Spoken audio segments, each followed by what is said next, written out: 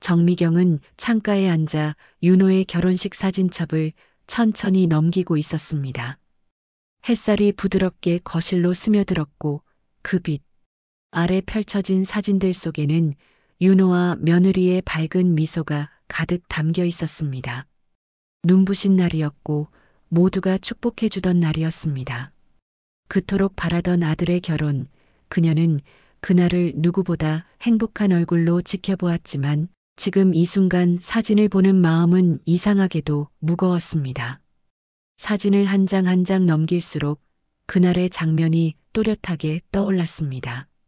하객들이 줄지어 입장하던 모습, 하얀 드레스를 입은 신부와 곁에 선 듬직한 아들, 그리고 자신을 붙잡고 울먹이던 순간까지 모두 선명했습니다. 그런데 어느 페이지에서 그녀의 손이 멈췄습니다. 하객 단체 사진, 오른쪽 구석. 모두가 웃고 있는 가운데 한 사람만 묘하게 고개를 숙이고 서 있었습니다. 미경은 눈을 좁히고 사진을 가까이 들여다보았습니다. 낯선 얼굴이었습니다. 하지만 동시에 너무도 익숙했습니다. 심장이 쿵 하고 내려앉는 듯한 느낌. 그 남자의 얼굴은 세월이 흐르며 달라졌지만 그녀는 단번에 알아챘습니다. 그는 한기준이었습니다. 20년 전 부산 출장 도중 실종된 남편. 교통사고로 실종되었고 시신조차 찾지 못한 채 사망 처리된 사람. 그의 죽음을 받아들이기까지 얼마나 긴 시간이 걸렸는지 모릅니다. 매일 밤 울다 지쳐 잠들던 수많은 날들을 지나 이제야 겨우 일상으로 돌아왔다고 믿었는데 이 사진 한 장이 모든 시간을 뒤흔들고 있었습니다. 손이 떨려 사진을 제대로 들고 있을 수 없었습니다. 입술을 물어도 진정되지 않았고 머릿속은 혼란으로 가득 찼습니다. 그 남자가 이 결혼식에 왔다는 것, 그리고 아무 말도 없이 구석에서 지켜봤다는 사실이 믿기지 않았습니다. 이게 어떻게 가능한 일인지 그녀는 속으로 중얼거렸습니다. 그 순간 그녀는 전화를 걸었습니다. 윤호는 결혼식을 마친 뒤 아내와 신혼여행을 다녀온 지 며칠 되지 않았습니다. 피곤함이 가시지 않은 듯한 목소리로 전화를 받았지만 어머니의 떨리는 목소리에 급히 차를 몰고 집으로 달려왔습니다. 거실에 들어선 윤호는 놀란 표정으로 어머니를 바라보았습니다. 엄마, 무슨 일이에요? 무슨 일 생기셨어요? 미경은 말없이 사진첩을 가리켰습니다. 윤호가 앉아 사진을 들여다보았고 어머니가 가리킨 그 인물을 보고 눈을 찌푸렸습니다. 아, 이분이요? 저희 복지센터 경비 아저씨예요. 제가 초대했는데. 말이 끝나기도 전에 미경의 손이 아들의 팔을 움켜쥐었습니다.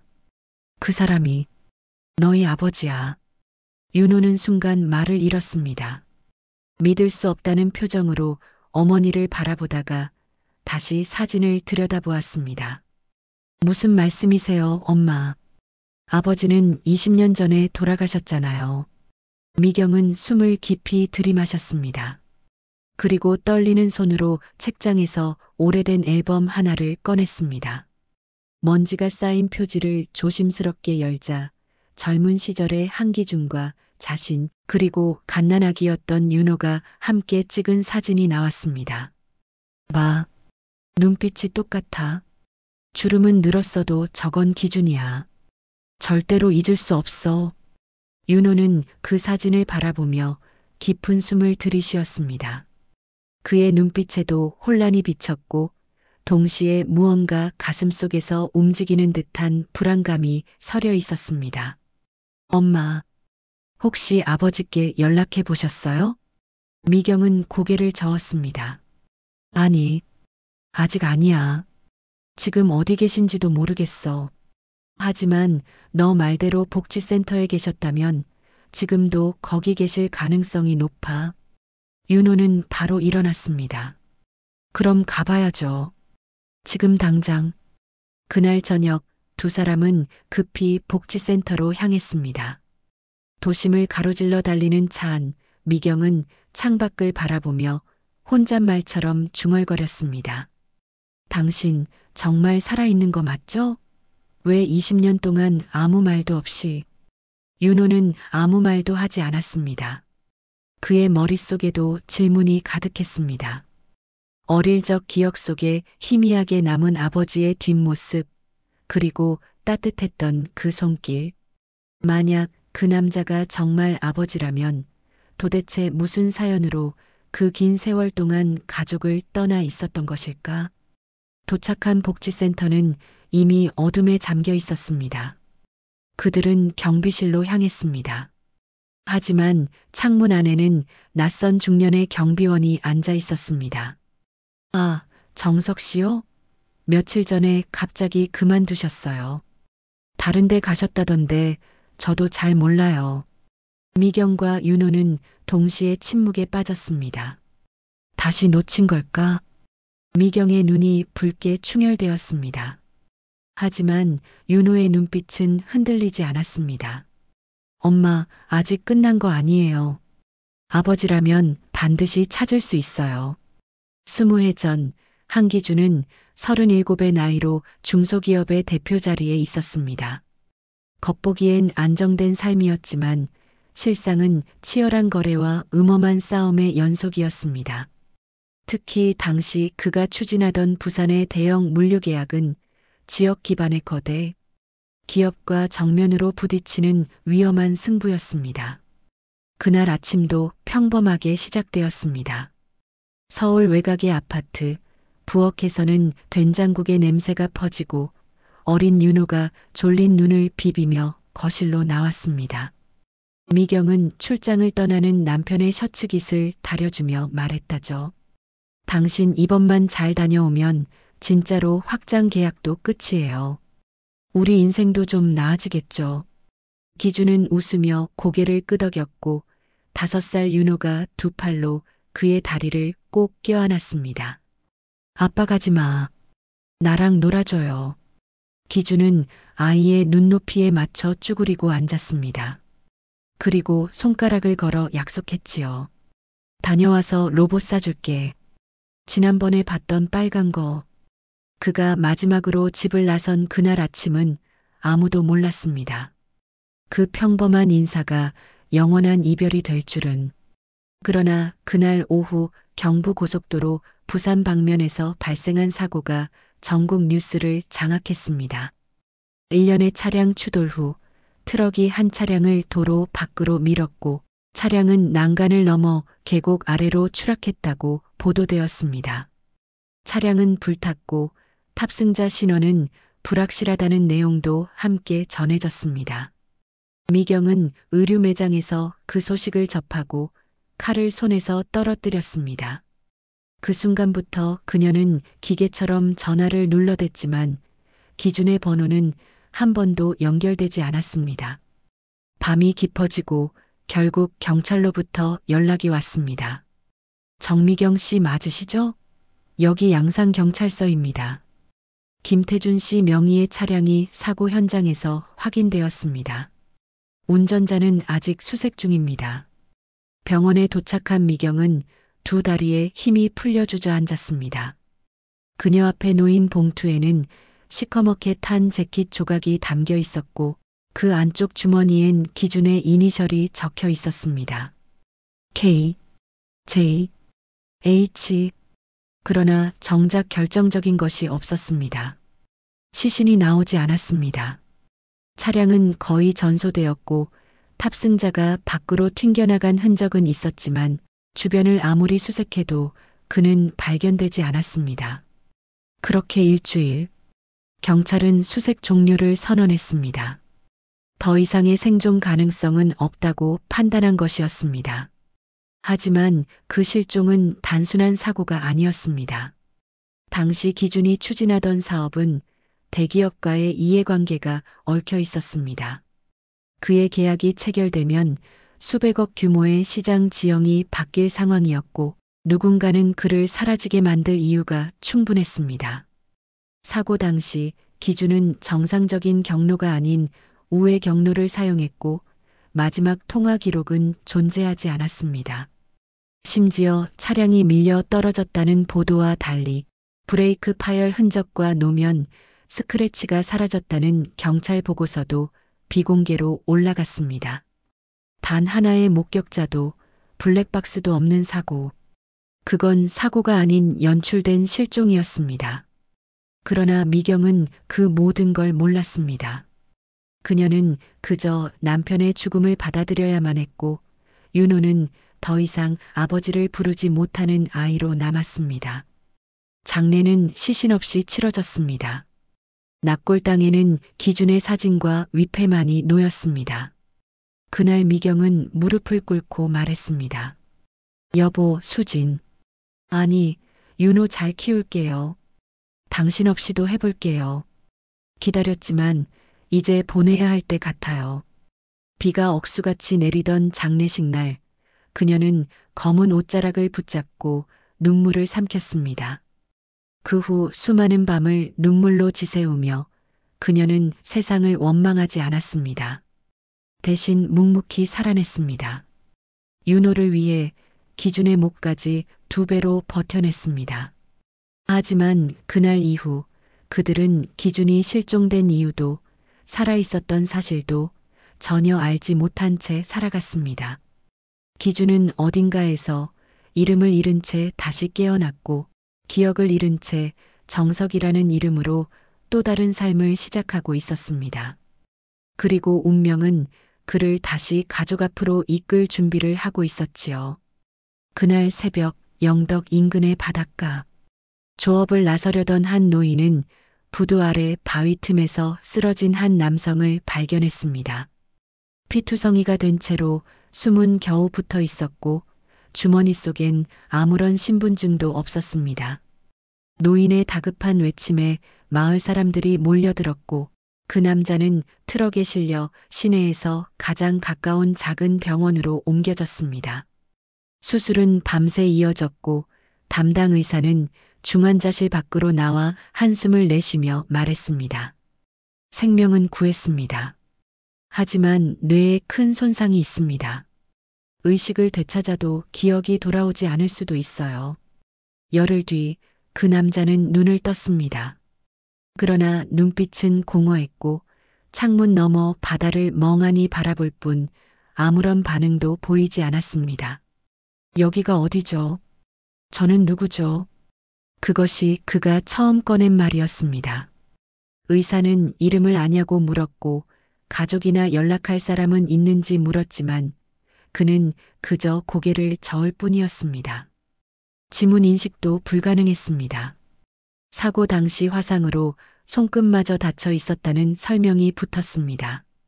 그는 그렇게 세상에서 사라진 사람이 되었습니다. 병원 사회복지사는 고민 끝에 임시 보호 조치를 진행했고 그에게 임의로 정석이라는 이름을 부여했습니다. 당시 복지 담당자가 무심코 던진 한마디였습니다. 이름 없으면 불편하니까요. 그냥 정석 씨라고 부를게요. 그 순간부터 그는 정석이 되었습니다. 퇴원 후 갈 곳이 없었던 정석은 시에서 지원하는 임시 보호소로 이송되었습니다. 그곳에서 몇 개월을 보냈고 이후 노숙인 보호센터에 연계를 받아 소소한 일용직으로 생활을 이어가기 시작했습니다. 기억은 여전히 돌아오지 않았지만 몸은 차차 회복되었습니다. 처음엔 벽돌을 나르고 나중엔 식당에서 설거지를 하고 겨울이 되자 공사장 야간 순찰 알바를 뛰었습니다. 어느 날 그는 버스 정류장에서 사회복지센터 경비원 구인 공고를 보게 되었고 그렇게 지금의 복지센터 정석 아저씨가 되었습니다. 그곳에서의 삶은 조용했습니다. 그는 새벽마다 센터 마당을 쓸고 낮에는 택배를 받아 직원에게 전하고 밤이면 건물의 모든 창문을 점검한 뒤 휴게실에서 라디오를 들었습니다. 혼자인 삶은 외로웠지만 그는 외로움을 자각하지 못했습니다. 자신이 무엇을 잃었는지조차 모르는 삶이었으니까요. 그러던 어느 봄날 센터에 새로운 직원이 발령되었습니다. 안녕하세요. 오늘부터 근무하게 된 한윤호입니다. 잘 부탁드립니다. 윤호. 그 이름은 정석의 가슴 어딘가를 가볍게 두드렸습니다. 그는 고개를 끄덕이며 인사했습니다. 네. 경비를 맡고 있는 정석입니다. 앞으로 자주 뵙겠네요. 윤호는 씩씩하고 밝은 청년이었습니다. 그는 아버지를 일찍 여의고 어머니와 단둘이 살아왔다고 말했습니다. 그의 말에 정석은 묘한 울림을 느꼈습니다. 이유는 알 수 없었지만 이 청년을 볼 때마다 가슴 한구석이 간질간질했습니다. 처음엔 인사만 나누던 두 사람은 어느새 점심 도시락을 나누고 비 오는 날엔 우산을 같이 쓰며 가까워졌습니다. 윤호는 자신의 일에 대한 고민도 털어놓았고 정석은 조용히 들어주었습니다. 가끔은 윤호가 말했습니다. 경비 아저씨는 왠지 우리 아버지 같아요. 왠지 모르게 편하고 믿음직해서요. 정석은 웃기만 했습니다. 그러나 속에서는 설명할 수 없는 이상한 기운이 자꾸만 일었습니다. 윤호의 눈빛, 말투, 성격 무엇 하나도 낯설지 않았습니다. 어딘가에서 분명히 본 적이 있는 것만 같았습니다. 그러던 어느 날 윤호는 정석에게 결혼 소식을 알렸습니다. 대학 시절부터 사귄 여자친구와 결혼식을 올리기로 했다는 말이었습니다. 정석은 진심으로 축하해 주었고 윤호는 초대장을 직접 건넸습니다. 경비 아저씨 꼭 와주세요. 저한텐 아버지 같은 존재니까요. 그 말에 정석의 가슴이 먹먹해졌습니다. 그리고 결혼식 날 그는 구석 자리에 조용히 앉아 있었습니다. 구석, 누구의 시선도 닿지 않는 자리에서 하객 사이 수줍은 웃음을 띠고 식을 지켜보았습니다. 그 자리에서 그는 웨딩드레스를 입은 신부보다도 신랑의 옆에 선 중년 여성을 보았을 때 가슴이 저릿해졌습니다. 그 여인의 얼굴, 따뜻한 눈빛, 그러나 동시에 그를 꽁꽁 묶는 차가운 통증이 밀려왔습니다. 기억나지 않는데 왜 이렇게 아픈 걸까? 그때 사진사가 단체 사진을 요청했고 윤호가 그를 불렀습니다. 아저씨도 같이 찍어요. 꼭 함께 해주세요. 그는 그렇게 사진 속에 들어가게 되었습니다. 하객들 틈에 서서 가슴 속 깊은 울림을 안고 그리고 바로 그 사진을 미경이 보게 되었던 것입니다. 윤호와 미경은 복지센터를 찾았지만 정석은 이미 자리를 떠난 뒤였습니다.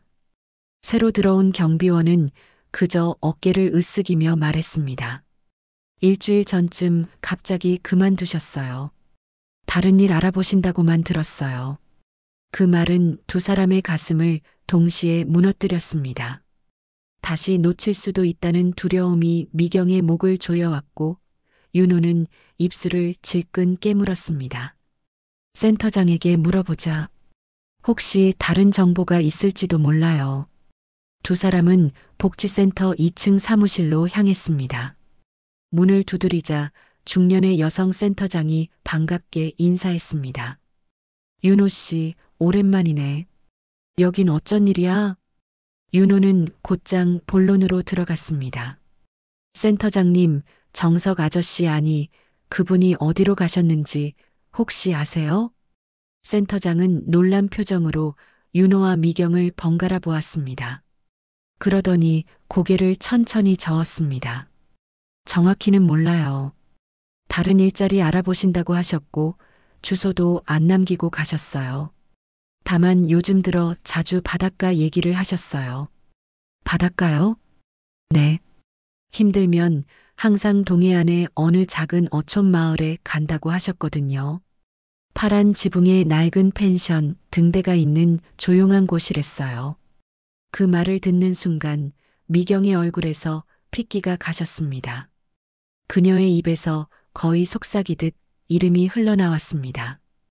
영덕 우리가 매년 여름마다 갔던 곳이에요. 윤호가 놀라 미경을 바라보았습니다. 정말이에요? 혹시 그곳으로 간 걸까요? 미경은 조용히 고개를 끄덕였습니다. 그녀의 눈빛은 확고해져 있었습니다. 맞아요. 그 사람이라면 그리로 갔을 거예요.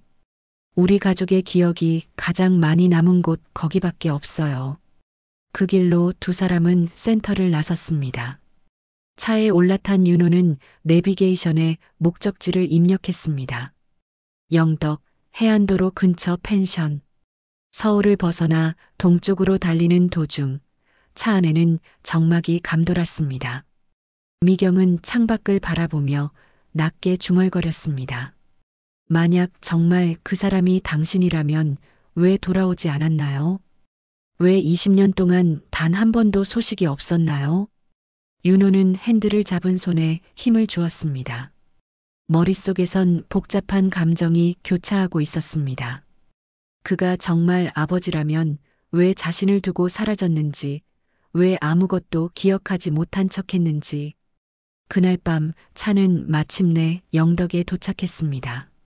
차창을 내리자 바닷바람이 얼굴을 스쳤고 짠내 섞인 바다 냄새가 두 사람을 감쌌습니다. 길 끝자락 오래된 펜션 하나가 불빛을 밝히고 있었습니다. 파란 지붕의 낡은 간판에는 파란바다 펜션이라는 글자가 걸려 있었습니다. 그곳이었습니다. 펜션 안으로 들어서자 작은 종소리가 울렸고 카운터에서 나이 지긋한 남자가 고개를 들었습니다. 어서 오세요. 예약하셨나요? 미경은 떨리는 손으로 사진 한 장을 꺼냈습니다. 결혼식에서 찍힌 그 사진. 한켠에서 웃지 않고 서 있던 남자의 모습이 또렷했습니다. 이 사람 혹시 여기 묵고 있지 않았나요? 펜션 주인은 사진을 한참 바라보다가 고개를 끄덕였습니다. 네. 이분 지난주부터 여기 계셨어요. 매일 아침 등대 쪽 바닷가로 산책 나가시고 해질 무렵에야 돌아오시더라고요. 방은 아직 그대로 있어요. 미경과 윤호는 동시에 숨을 삼켰습니다. 그가 아직 이 마을에 있다는 사실, 바로 지금도 근처 어딘가에 있다는 사실이 가슴을 뛰게 했습니다. 지금 만나러 가야 해요. 등대 쪽 바닷가라 하셨죠? 네. 여기서 조금만 걸어가면 됩니다. 파란 등대가 있는 바위 해안이요. 낚시하는 분들 말고는 거의 안 가는 곳이라 조용할 거예요. 두 사람은 인사를 하고 서둘러 밖으로 나왔습니다. 어둠이 내려앉기 시작했고 바닷바람은 서늘했지만 마음은 뜨거웠습니다. 바위길을 따라 걸어가며 미경은 기억을 떠올렸습니다.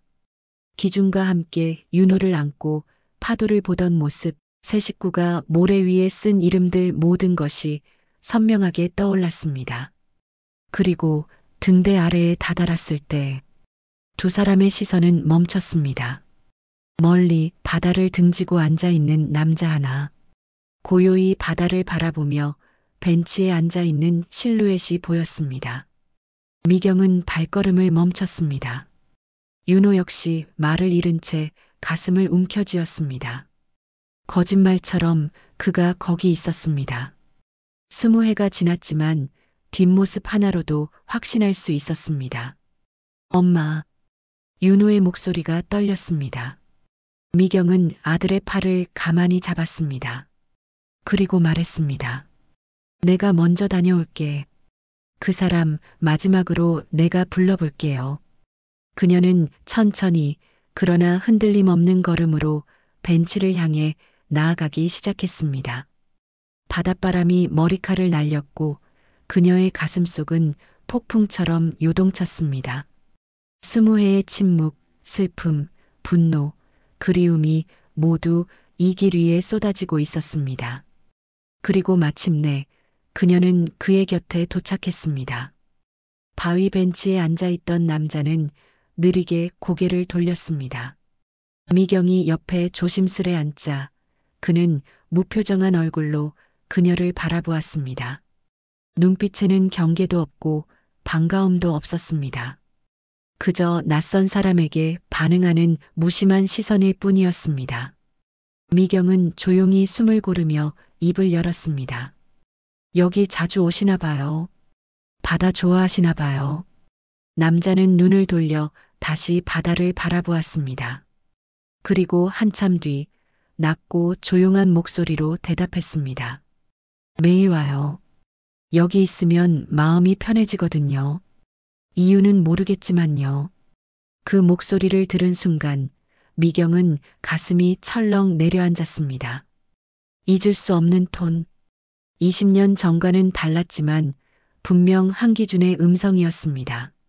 말투와 울림, 그 안에 담긴 습관적인 억양까지 그 어떤 설명도 필요 없었습니다. 눈물이 왈칵 쏟아질 뻔했지만 그녀는 꾹 참고 조심스레 입을 열었습니다. 저도 그래요. 이곳에 오면 이상하게 가슴이 따뜻해지더라고요. 가족이랑 자주 왔던 곳이거든요. 오래전 이야기지만요. 남자는 고개를 끄덕였습니다. 여전히 바다를 보고 있었지만 그의 눈이 흔들리기 시작했습니다. 바람이 불자 두 사람 사이에 조용한 정적이 흘렀습니다. 미경은 가방 안에서 사진 한 장을 꺼냈습니다. 조심스럽게 그의 무릎 위에 올려놓았습니다. 혹시 이 사진 본 적 있으세요? 그는 천천히 고개를 숙이고 사진을 내려다보았습니다. 바닷가에서 세 사람이 함께 찍은 사진. 젊은 시절의 남자, 긴 생머리의 여자, 그리고 5살쯤 되어 보이는 남자아이. 가족의 모습이 담긴 오래된 사진이었습니다. 남자의 손이 떨리기 시작했습니다. 그의 손가락 끝이 사진 속 자신의 얼굴을 따라가듯 천천히 움직였습니다. 입술이 바싹 말라 무언가 말하려다 멈췄습니다. 눈동자가 조금씩 흔들리더니 이내 시야가 흐려졌는지 두 손으로 눈가를 문질렀습니다. 이게 왜 낯설지 않죠? 미경은 그의 옆에 앉은 채 조용히 눈을 감았습니다. 그리고 떨리는 목소리로 말했습니다. 당신이에요. 그 사람, 이 사진 속 남자. 우리 아들의 아버지, 내 남편. 한기준 씨. 남자의 시선이 그녀에게로 향했습니다. 놀라움과 혼란, 그리고 감정의 파도가 그의 얼굴에 번졌습니다. 기준 씨, 당신 정말 기억 안 나요? 그는 한동안 말을 잇지 못하다가 고개를 숙였습니다. 그의 어깨가 조금씩 떨리기 시작했습니다. 조용한 흐느낌이 입에서 새어나왔고 사진을 쥔 손이 미세하게 흔들렸습니다. 가슴이 아파요. 이유도 없이 말도 안 되게. 바로 그 순간 멀찍이 떨어져 있던 윤호가 천천히 다가왔습니다. 그의 얼굴에는 당황과 떨림 그리고 결심이 서린 눈빛이 가득했습니다. 벤치 맞은편에 조심스럽게 앉은 윤호는 한기준의 얼굴을 정면으로 바라보았습니다. 아버지 저예요. 윤호예요. 아버지 아들이에요. 그 말을 들은 남자의 눈동자가 크게 흔들렸습니다. 입을 벌렸지만 말이 나오지 않았고 오히려 갑작스레 고개를 돌려 바다를 바라보았습니다. 그러나 이내 다시 돌아보았고 윤호의 얼굴을 바라보며 목소리를 떨었습니다. 윤호? 윤호는 고개를 끄덕였습니다. 그의 두 눈에도 눈물이 고였습니다. 정적이 흐른 바닷가에 세 사람의 숨소리만이 들렸습니다. 그리고 마침내 기준의 눈에서 눈물이 주르륵 흘러내렸습니다. 기억은 잘 안 나요. 그런데 이상하게도 마음이 알아요. 가슴이 이렇게 뛰는 건 처음이에요. 미경은 더는 참지 못하고 남편의 손을 잡았습니다. 윤호도 반대편 손을 꼭 잡았습니다. 세 사람의 손이 벤치 위에 포개졌습니다. 열과 체온이 번져갔고 뚜렷하지 않던 관계가 이 순간 단단하게 연결되기 시작했습니다. 함께 돌아가요. 우리 집으로. 윤호가 작게 말했습니다. 남자는 두 사람의 얼굴을 번갈아 바라보았습니다. 그의 눈에 아직도 혼란이 가득했지만 그 안에는 분명한 따뜻함이 있었습니다. 그리고 천천히, 아주 천천히 고개를 끄덕였습니다. 미경의 눈에서는 눈물이 흘렀고 윤호는 미소를 지었습니다. 석양이 붉게 물든 바닷가. 세 사람은 벤치에서 일어났습니다.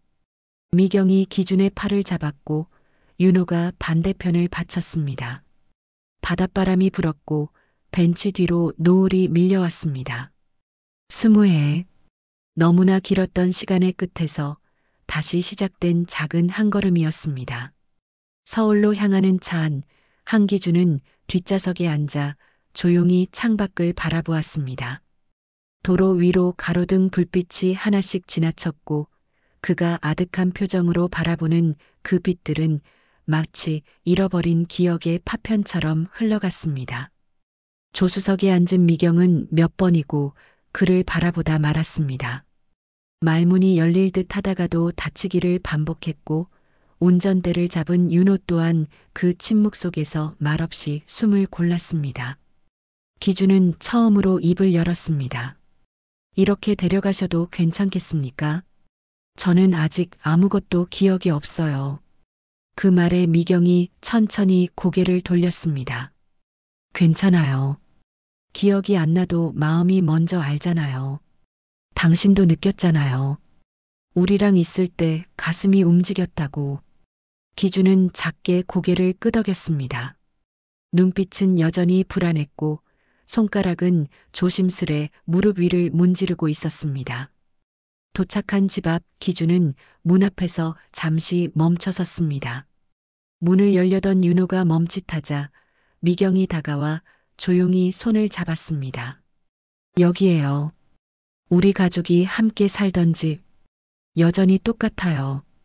당신이 떠난 그날 그대로예요. 현관문이 열리고 기준이 발을 들이자 익숙하면서도 낯선 공기가 그를 감쌌습니다. 거실에는 오래된 가족 사진이 걸려 있었고 소파에는 푹 꺼진 자리 하나가 눈에 들어왔습니다. 이곳이 우리 집이군요. 기준의 목소리는 낮았지만 분명했습니다. 윤호는 신발을 벗고 들어오며 뒤를 조용히 따라섰습니다.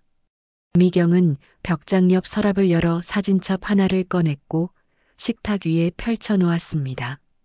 이건 우리가 윤호 돌잔치 때 찍은 사진이에요. 이건 여름마다 갔던 영덕 바다. 기억나시나요?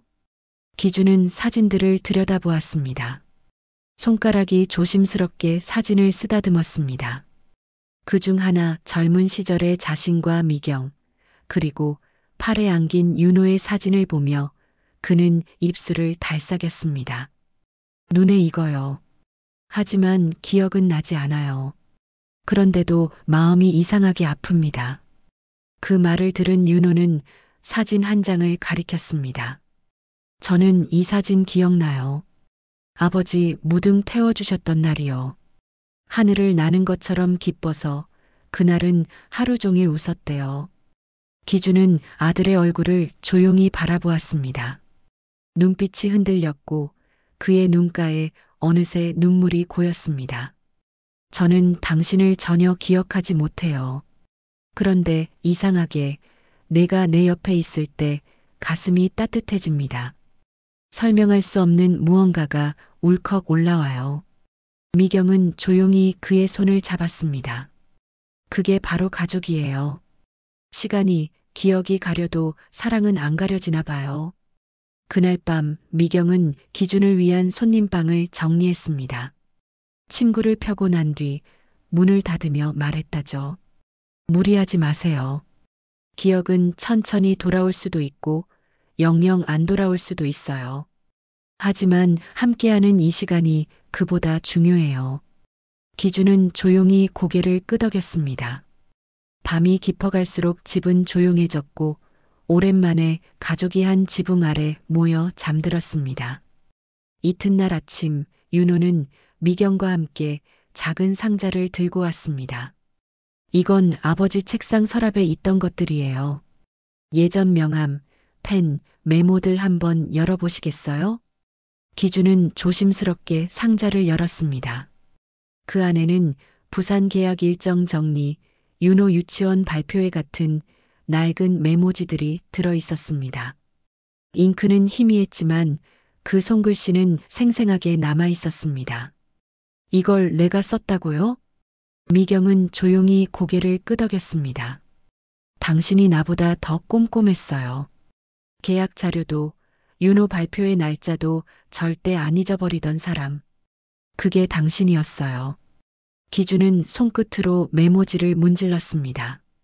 표정엔 여전히 혼란이 남아 있었지만 그 안에는 작게 스며드는 정체 모를 반가움이 있었습니다. 머릿속에 떠오르지는 않지만 마음은 받아들이고 있는 듯 했습니다. 저녁이 되자 세 사람은 소파에 앉아 가족사진 앨범을 함께 넘겼습니다. 윤호는 한 장 한 장 넘기며 유치원 입학식, 초등학교 운동회, 엄마 손잡고 놀이터 가던 날까지 이야기해 주었습니다. 아버지가 안 계신 줄 알았던 시간도 사실은 어딘가에 살아계셨던 거군요. 그걸 생각하면 왠지 지금이 더 감사해져요. 기준은 아들을 바라보며 천천히 고개를 끄덕였습니다. 말은 없었지만 그의 눈빛 속에 담긴 감정은 분명했습니다. 그것은 슬픔도 후회도 아닌 다시 얻은 삶에 대한 조용한 감사였습니다. 그날 밤 미경은 기준의 방문 앞에서 조용히 말했습니다. 오늘도 당신에게 한 가지 이야기 들려줄게요. 윤호 초등학교 졸업식 날이었어요. 무대 위에서 혼자 상장을 받는 아이를 보고 저는 얼마나 울었는지 몰라요. 그런데 그 아이는 무대에서 내려와 제 손을 꼭 잡고 말했어요. 엄마, 아빠도 보고 있었지? 하늘에서. 문 너머 기준은 조용히 눈을 감았습니다. 그리고 베개 위로 조용한 눈물이 한 줄기 흘렀습니다. 비록 기억은 잃었지만 그 감정만큼은 전해지고 있었습니다. 어느 봄날 오후 윤호는 가족 서랍 속에서 오래된 우편 봉투 하나를 발견했습니다. 누렇게 바랜 그 봉투에는 송도 해양경찰서라는 글씨가 적혀 있었고 봉투 뒤에는 보관 요청 한기준 관련이라는 스티커가 붙어 있었습니다. 윤호는 놀란 얼굴로 그것을 들고 거실로 나왔습니다. 엄마, 이거 뭐예요? 미경은 봉투를 보는 순간 얼굴이 굳어졌습니다. 한참 말을 잇지 못한 채 봉투를 받아들었고 조용히 소파에 앉았습니다. 손끝이 미세하게 떨리고 있었습니다. 이건 기준 씨가 실종된 그해 경찰서에서 받았던 서류예요. 하지만 나조차도 한 번도 제대로 열어본 적 없었어요. 그녀는 봉투를 조심스레 열었습니다. 안에는 당시의 수색 보고서와 함께 사고 목격자 진술서 몇 장이 들어 있었습니다. 그리고 그 중 하나에 미경은 시선을 멈추었습니다. 낯익은 이름, 노재호라는 인물이었습니다.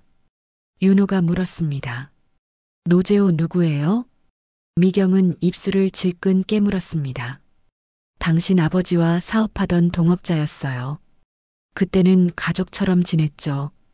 그런데 그해 봄 기준 씨가 갑자기 사라졌고 난 아무것도 모른 채 경찰에 실종 신고를 했어요. 그리고 그 사람은 그 후로 우리 곁에서 슬그머니 사라졌죠. 윤호는 진술서를 들여다보았습니다. 내용은 이랬습니다. 한기준 씨가 사업을 접겠다는 말을 한 후 바닷가 근처 절벽 아래로 걸어가는 걸 보았습니다. 자살 의심. 보고서는 그 진술 하나를 근거로 수색을 종료한 것으로 되어 있었습니다. 그걸 본 순간 윤호는 무언가 잘못되었음을 직감했습니다. 엄마, 이건 이상해요. 이게 전부라면 수색을 멈출 이유가 없잖아요. 게다가 아버지가 자살하실 이유가 어디 있었어요? 미경의 눈빛에도 점차 의심이 번졌습니다. 그녀는 그동안 억누르고 살아왔던 분노와 슬픔을 되새기듯 말했습니다. 그 사람 재호 씨는 이상할 만큼 모든 걸 알고 있었어요. 기준 씨의 동선, 회의 장소, 수익 상황까지. 그때 내가 너무 순진했어요. 기준 씨가 사라지고 나서야 모든 게 이상했단 걸 알았죠. 하지만 증거도 없고 믿을 사람도 없었어요. 윤호는 결심한 듯 말했다. 엄마, 직접 확인하러 가요. 경찰서든 그 사람 집이든 이건 그냥 넘어갈 일이 아니에요. 며칠 뒤 모자와 기준은 함께 해양경찰서를 찾았습니다. 담당 직원은 이미 퇴직했고 오래된 자료라며 기록 보관실로 안내했습니다. 그곳에서 추가 자료를 요청하자 보관 서류 안쪽에서 추가 진술서 사본이 발견되었습니다. 작성자는 익명이었고 이렇게 적혀 있었습니다. 노재호가 사업권을 독점하려고 위협하는 장면을 목격했습니다. 그날 밤 기준 씨가 배에 오르지 않고 혼자 차를 타고 사라지는 걸 봤습니다. 그 메모를 본 순간 기준의 얼굴이 창백해졌습니다. 그는 머리를 감싸쥐고 고개를 숙였습니다. 그의 뇌리에 뭔가가 스쳐 지나간 듯 짧은 숨을 내쉬었습니다. 차 안 뒷좌석에 있었던 그 남자의 손목에 문신이 있었어요. 노재호. 맞아요. 그 사람 그날 밤 나를 어딘가로 데려갔어요. 윤호와 미경은 동시에 숨을 들이켰습니다. 이제 모든 퍼즐이 맞춰지고 있었습니다.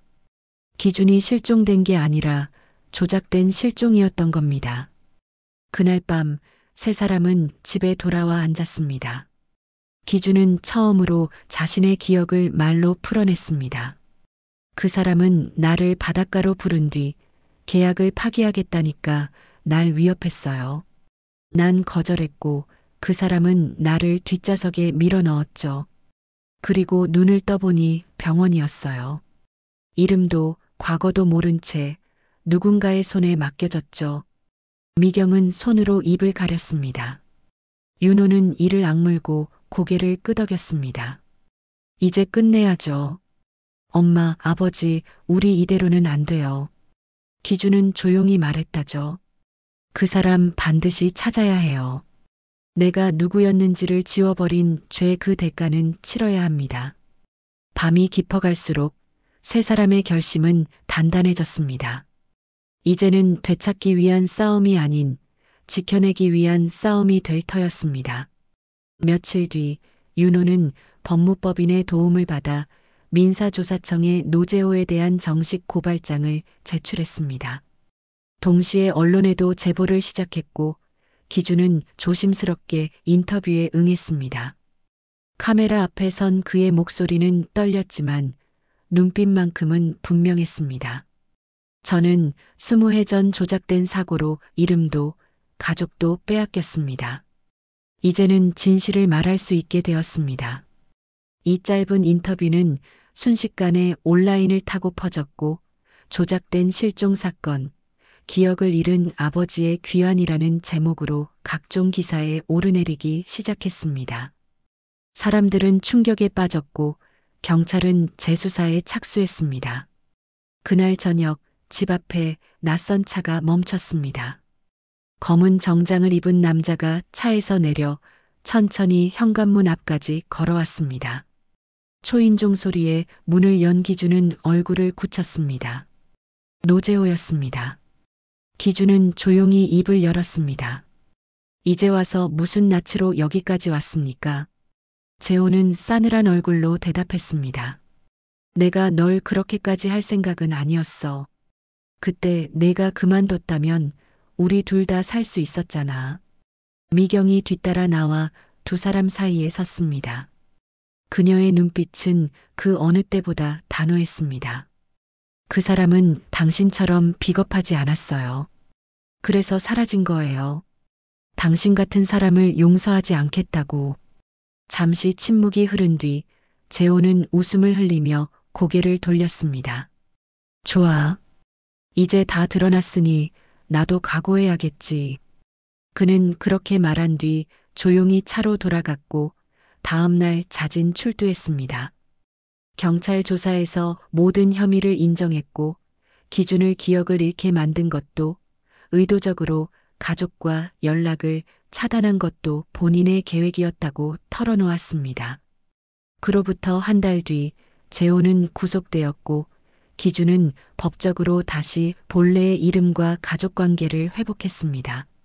주민등록번호와 호적이 다시 정리되었고 그의 이름 옆에는 윤호부라는 단어가 정식으로 적혔습니다. 이듬해 봄 윤호는 결혼식을 올렸습니다. 예식장 입구에서 하객들을 맞이하던 그는 하얀 턱시도를 입고 환하게 웃고 있었고 옆에는 기준과 미경이 나란히 서 있었습니다. 오늘은 아버지와 함께 입장하고 싶습니다. 윤호의 말에 기준은 잠시 멈칫했지만 곧 미소 지으며 팔을 내밀었습니다. 두 사람은 천천히 걸어 들어갔고 하객들 사이에서는 감탄과 박수가 터져 나왔습니다. 결혼식이 끝난 뒤 기준은 한적한 정원 한쪽에서 혼자 벤치에 앉아 있었습니다. 그 곁으로 윤호가 다가왔고 잠시 말을 잇지 못하다가 조용히 말했습니다.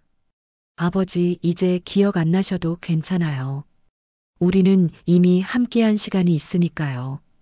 기준은 윤호의 어깨를 조용히 감싸 안았습니다. 그는 속삭이듯 말했습니다. 기억은 사라질 수 있어도 마음이 남긴 건 사라지지 않더군요. 그리고 하늘을 올려다보았습니다. 흐릿한 구름 사이로 햇살이 스며들며 그들의 얼굴을 따스하게 비추고 있었습니다. 이제 그들의 시간은 되찾은 과거 위에 새롭게 쓰여질 미래로 흘러가고 있었습니다. 이제 사라졌던 모든 것들은 다시 자리를 찾고 있었습니다.